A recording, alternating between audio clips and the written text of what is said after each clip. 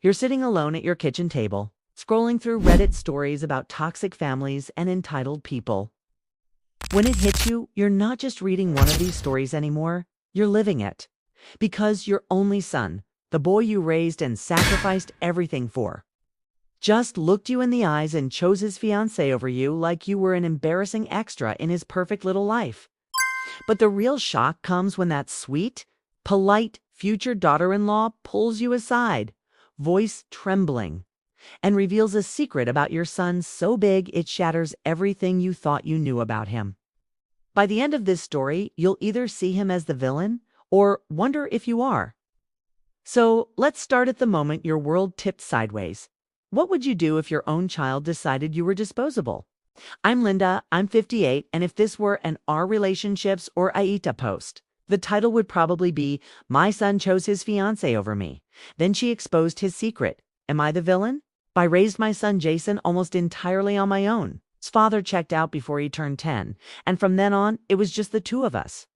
I worked 2, sometimes 3 jobs, quietly sold my own jewelry during the worst months, and took on debt I never talked about. Also, Jason never felt poor or left out. He grew into one of those golden boys everyone adores. Coaches praised him, teachers called him a natural leader, and other parents told me how lucky I was. I saw the charm, sure, but I also saw the cracks. How he loved getting his way, how he could spin any situation with a smile. I assumed it was normal teenage ego mixed with exhaustion on my part. Money was always tight, but I shielded him from it. Class trips, sports fees, senior photos, college tours. He wanted it all, and I made it happen. When he said he didn't want to be that kid who can't go because we're broke, it cut deep. I picked up extra shifts, cleaned houses on weekends, and quietly took out parent loans to cover what scholarships didn't.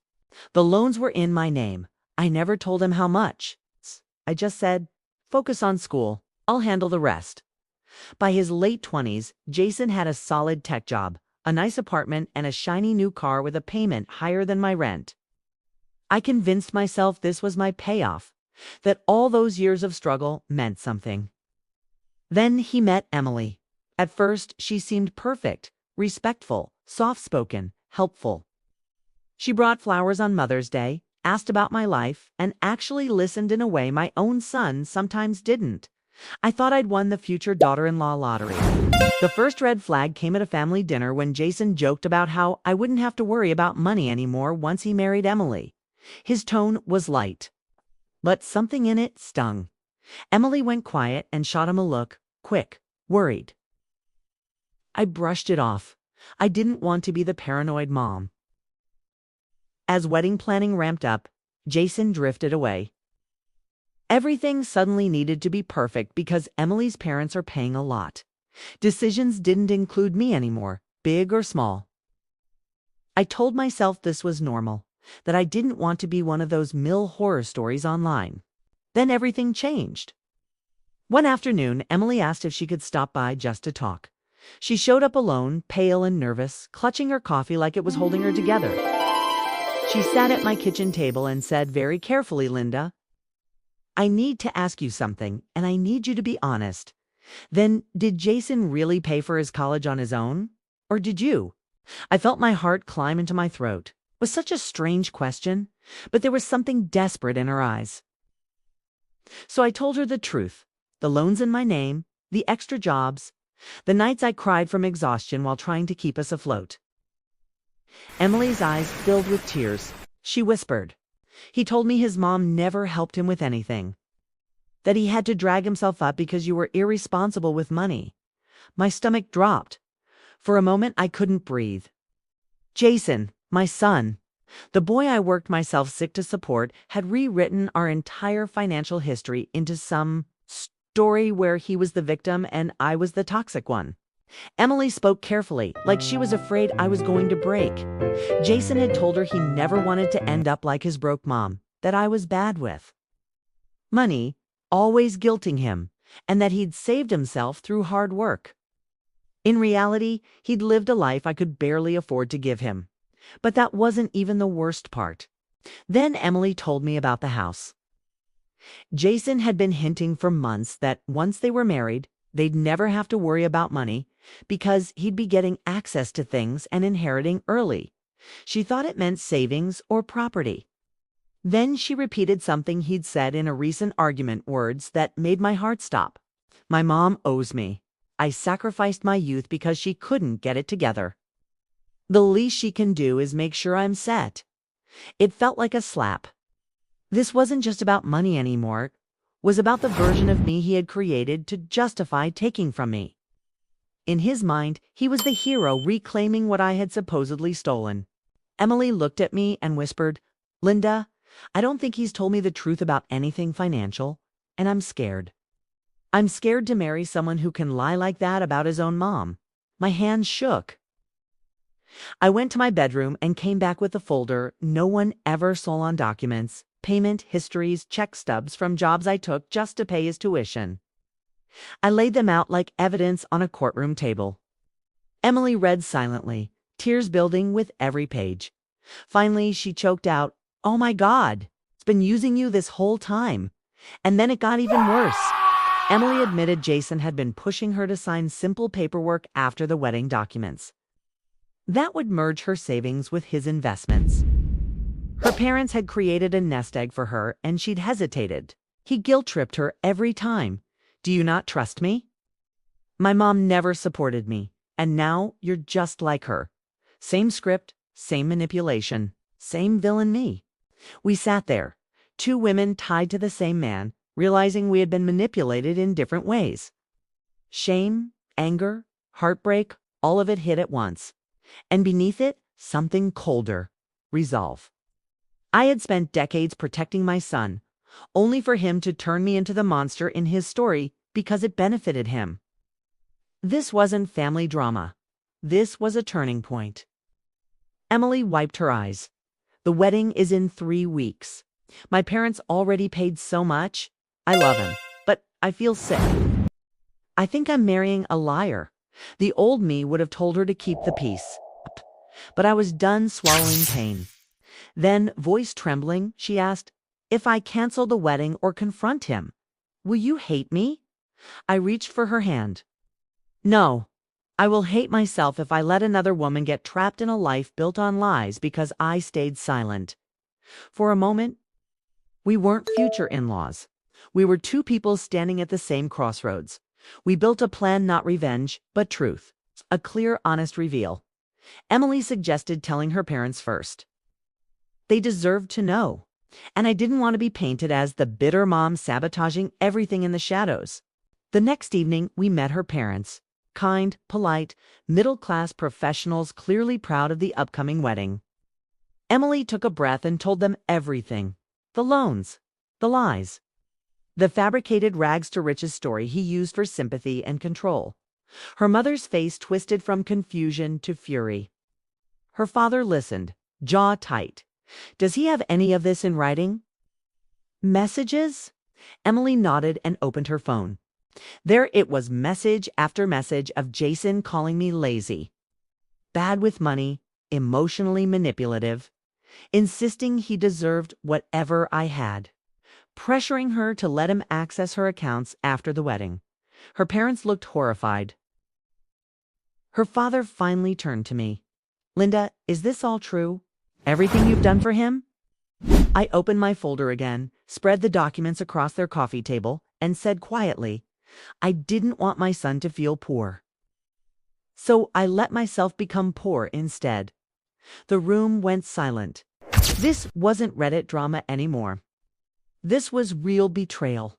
Her dad nodded once. "We need to talk to Jason, all of us." Before the wedding, I agreed on one condition. Whatever happened, we would stay calm. No shouting. No giving him an excuse to paint himself as the victim. This wasn't about revenge. It was about truth. We scheduled a final wedding logistics meeting at Emily's parents' house. Jason walked in smiling, kissed Emily, hugged her parents, gave me a distracted side hug like I was furniture. He had no idea. We sat in the living room. Emily's dad thanked everyone for coming, then said evenly, "Jason, before we finalize anything, we need to clear up a few financial and family matters."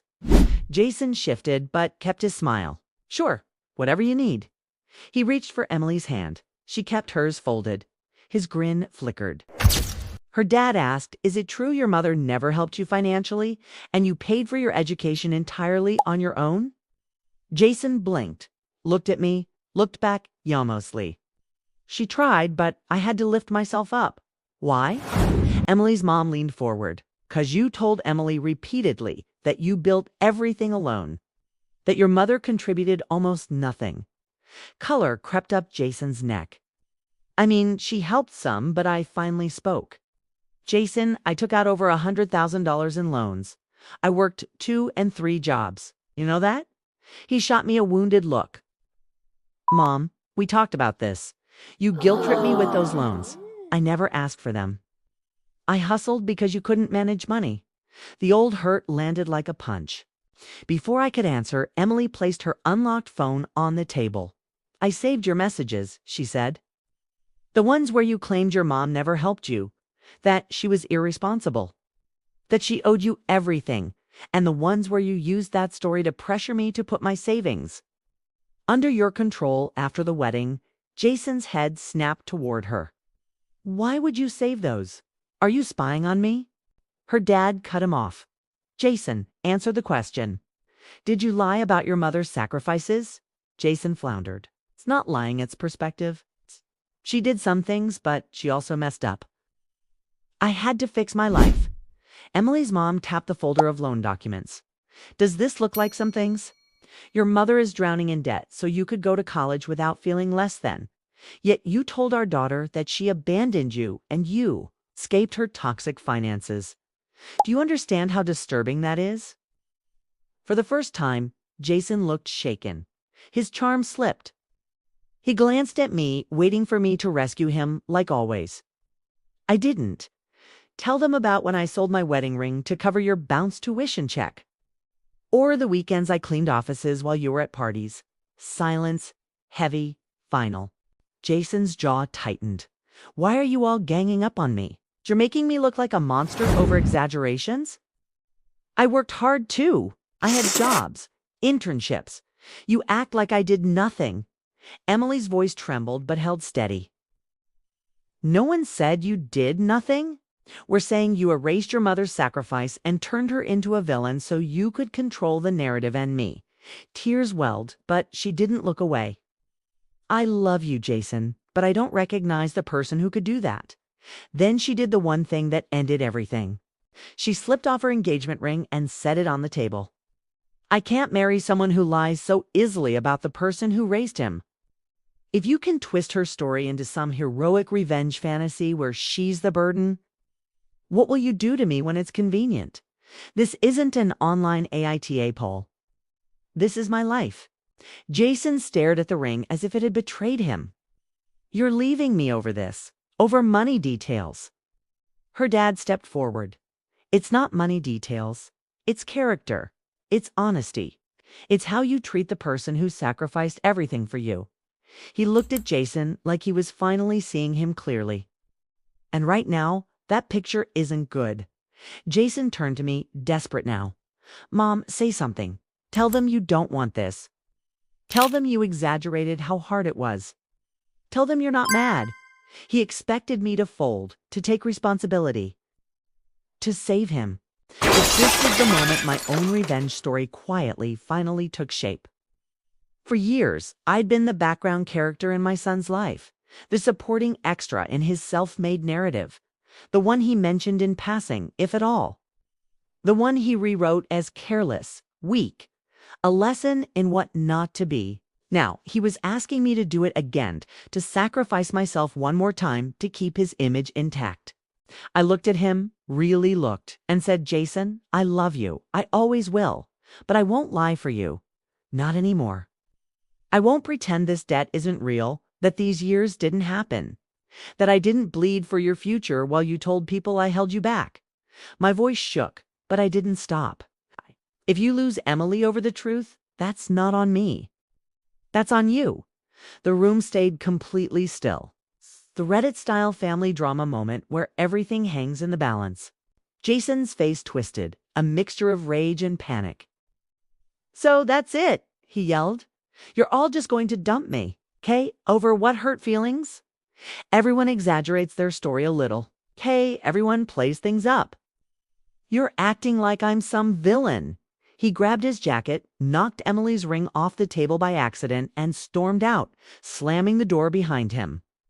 The sound echoed through the house like a final verdict. In the weeks that followed, the fallout was messy. Jason sent me long, angry messages accusing me of turning his future wife against him and ruining his life. Then the tone shifted to guilt-tripping. "After everything I did, you couldn't just back me up once." When that didn't work, he tried silence, blocked my number for a while.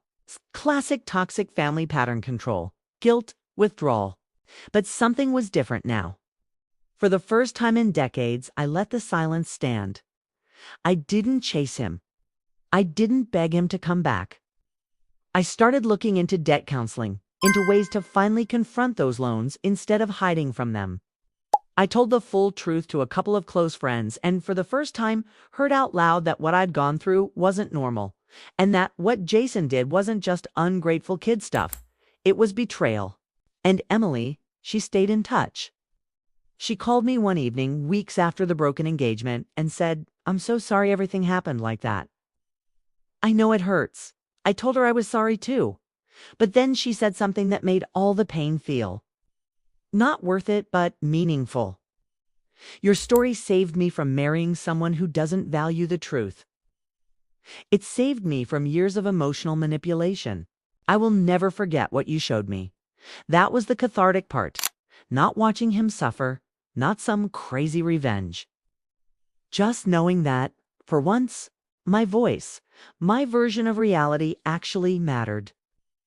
That my hidden sacrifices weren't just swallowed up and erased. Months later, Jason reached out again. This time, his message was shorter. "Mom, can we talk? We're not fully healed. We might never be what I once dreamed we'd be." But when we did finally sit down, he looked different, tired, smaller. He admitted he'd played up the self-made narrative because it sounded better and got him more respect. He said he didn't realize how much he'd hurt me because he never really thought about my side of the story. I told him something simple. "That's the problem, Jason. You never thought of me as a full person. It's just a backdrop. Whether he truly changes, time will tell. But now at least, I'm not hiding under the weight of his version of our life. I have my own." So if you've ever read those Reddit stories about toxic family, the entitled people, betrayal story threads, and thought, "Wow, that's wild, but that would never be me," remember this. Sometimes you're not just the reader. Sometimes you're the main character. And sometimes the most satisfying revenge isn't destroying someone, it's refusing to let them erase you anymore. Let me know in the comments, what would you have done in this situation? And don't forget to subscribe to Golden Years Diary for more stories like this.